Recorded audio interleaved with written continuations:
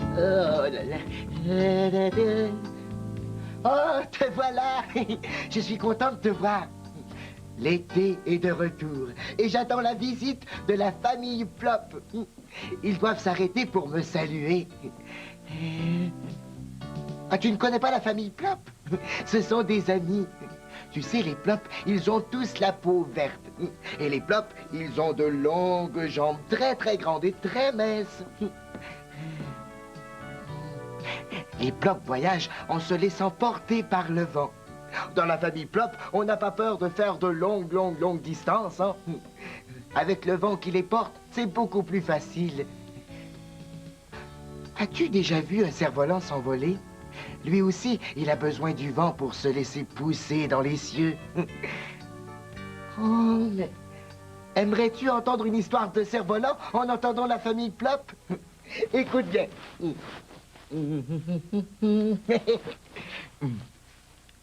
Au bord de la mer, il souffle beaucoup de vent. Le vent du large souffle très fort sur les plages où il n'y a pas d'arbres. Marie-Ève est arrivée hier au bord de la mer. Elle y passe les vacances avec ses parents. Elle adore courir pieds nus dans le sable et entendre le vent siffler à ses oreilles. Oh, c'est comme si j'étais un oiseau, dit Marie-Ève à sa maman. Alors qu'elle court sur la plage, Marie-Ève aperçoit un petit garçon. Il court aussi, mais il regarde en haut, vers le ciel. « Pourquoi regardes-tu en l'air comme ça ?» demande Marie-Ève à ce petit garçon. « Parce que il y a mon cerf-volant là-haut. » Marie-Ève relève la tête. D'abord, elle ne voit rien d'autre que les rayons du soleil. Elle regarde encore et finit par distinguer dans le ciel une rondelle colorée qui lui sourit. « Ton cerf-volant !» s'exclame Marie-Ève. Le cerf-volant de Nicolas a aussi une belle queue faite de papillotes multicolores. Marie-Ève n'a jamais rien vu d'aussi joli. « À toi de le faire voler, » dit Nicolas, en tendant la corde à sa nouvelle amie. Oh, Marie-Ève, toute joyeuse, se met à courir le plus vite qu'elle peut. Le cerf-volant de Nicolas la suit. Il prend son envol. Marie-Ève déroule la cordelette. Le cerf-volant grimpe jusque dans les nuages. Nicolas et Marie-Ève le regardent danser avec le soleil. Ils rient de bon cœur et leurs éclats de rire montent jusqu'au cerf-volant. L'après-midi passe. Vient l'heure de rentrer. Marie-Ève doit rendre le cerf-volant à son ami. Elle tire la corde et l'enroule autour du petit bâton. Marie-Ève voudrait que ça ne finisse jamais. « On se revoit demain ?» demande Marie-Ève à Nicolas. « Sûrement pas. Demain, mes parents et moi, nous rentrons. Nos vacances sont terminées. » Plus de cerf-volant, plus de Nicolas. Marie-Ève arrive quand son ami s'en va. La petite Marie-Ève n'a pas de chance. Elle se fait un ami et déjà il doit partir. Toi, est-ce que tu t'es déjà fait un ami en vacances? Moi, c'est durant mes vacances sur l'île que j'ai rencontré les Plops. Les Plops? Les Plops! Oh, je crois que je les vois. Oui, les voilà, les voilà. Par ici, les Plops, par ici. Tu sais, la famille Plop est un peu spéciale, hein? Ils ont trouvé un moyen encore plus efficace de voyager en s'aidant du vent. Oh, mais toi, tu veux savoir ce qui est arrivé à Marie-Ève? Bon, alors continuons notre histoire.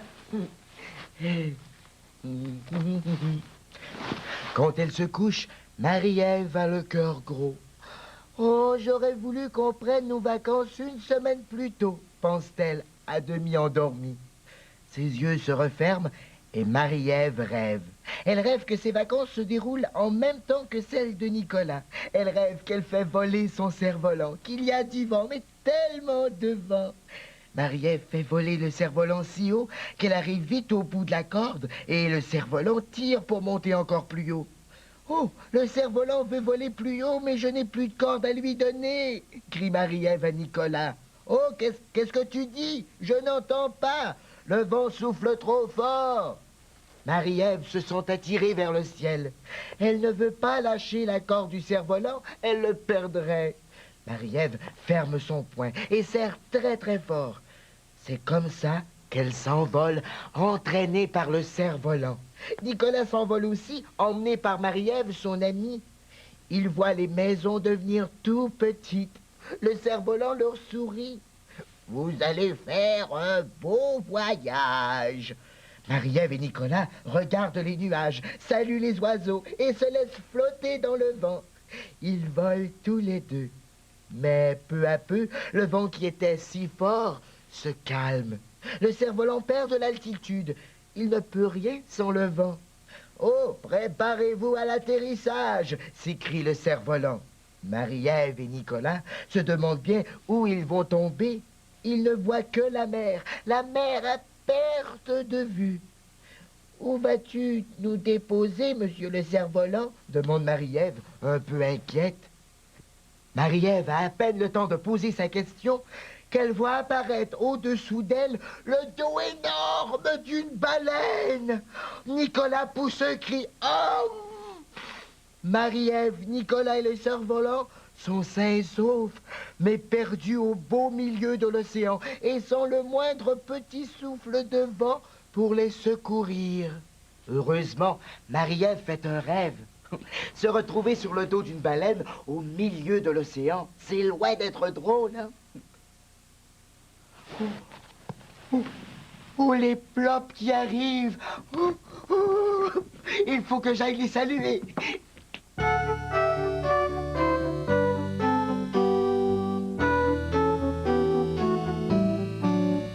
C'est un grand champ de blé, on y va pour s'amuser avec les copains de classe. On a bien de l'espace, courir sans se fatiguer, dans la nature s'évader, se sentir bien léger en regardant s'envoler très haut dans le ciel les cerfs-volants.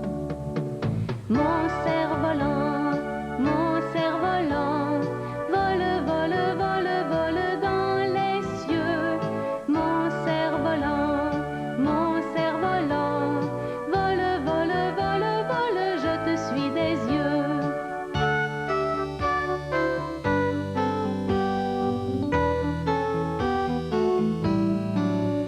Quelle joie de t'observer, je sens mon corps s'élever et planer à tes côtés. Sur ma peau j'ai des frissons, je sens le vent m'effleurer.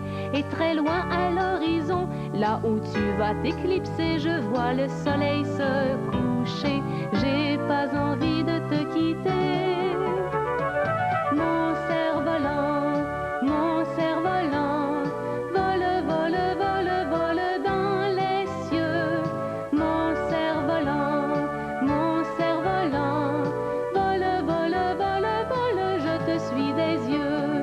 Mon cerf-volant, vole, vole, vole, vole dans les cieux. Mon cerf-volant, vole, vole, vole, vole, je te suis des yeux. Non, non, non, non, non, les plops, pas par là. Oh, un coup de vent et voilà la famille Plop repartie en l'air. Oh là là, oh, les voilà qui remontent. Oh, c'est vrai qu'on ne peut pas faire grand-chose contre le vent, hein. Oh, mais j'ai juste le temps de te raconter la fin de mon histoire avant que les plops ne reviennent. Oh, regarde, Lily est venue me faire une surprise. Oh, que c'est mignon. Merci beaucoup, Lily. Oh. Oh, mais comment Marie-Ève va-t-elle faire pour rentrer chez elle? Allons voir.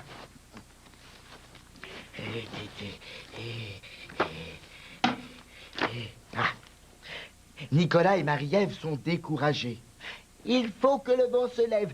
Il faut que l'on puisse en retourner, répète Marie-Ève. Nicolas appelle le vent. Il crie, il gémit et finit par réveiller Bubu la baleine sur le dos de laquelle se retrouvent nos deux amis.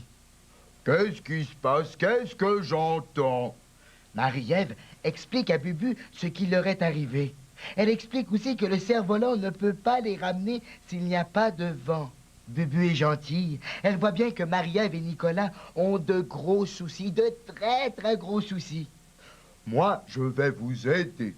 Vous voyez là le petit trou que j'ai? Mettez-vous dessus avec votre cerf-volant. Je soufflerai très fort et vous vous envolerez. Mon souffle fera du vent. Marie-Ève et Nicolas sont fous de joie. Ils embrassent Bubu sur le front et se placent au-dessus du trou comme elle a demandé. Bubu se met à souffler. On entend l'air sortir du petit trou. Son souffle est si fort que vite Marie-Ève et Nicolas s'envolent à nouveau, emportés par le cerf-volant. Bubu continue de souffler. Elle souffle suffisamment d'air pour ramener Marie-Ève et Nicolas jusqu'à la plage. Marie-Ève se réveille à ce moment. Elle est dans son lit. Heureusement, elle a rêvé. Mais une surprise se trouve à côté d'elle. Un cerf-volant lui sourit. Un cerf-volant exactement comme celui de Nicolas. C'est la maman de Marie-Ève qui lui a fait un cadeau de vacances. Que penses-tu de mon cadeau?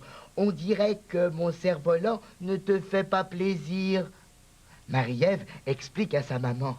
Elle raconte son rêve, comment elle s'est fait emporter par le vent jusque sur le dos de Bubu. Oh, mais ce n'était qu'un rêve, ma chérie.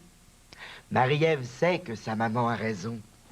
Pour pouvoir voler, il faut avoir des ailes ou bien être plus léger que l'air. Le reste, c'est Marie-Ève qui l'a imaginé. Oh, les plops, enfin vous voilà. J'avais hâte de vous présenter.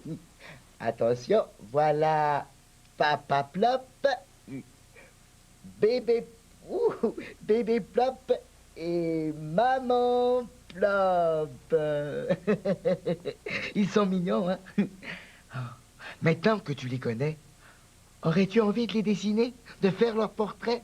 Ou si tu veux, tu peux faire aussi le portrait d'un cerf-volant.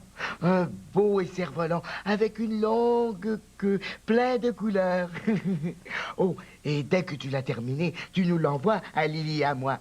Nous pourrions l'accrocher sur les murs de notre château, ça ferait une belle décoration. On attend ton envoi avec plaisir. À très bientôt.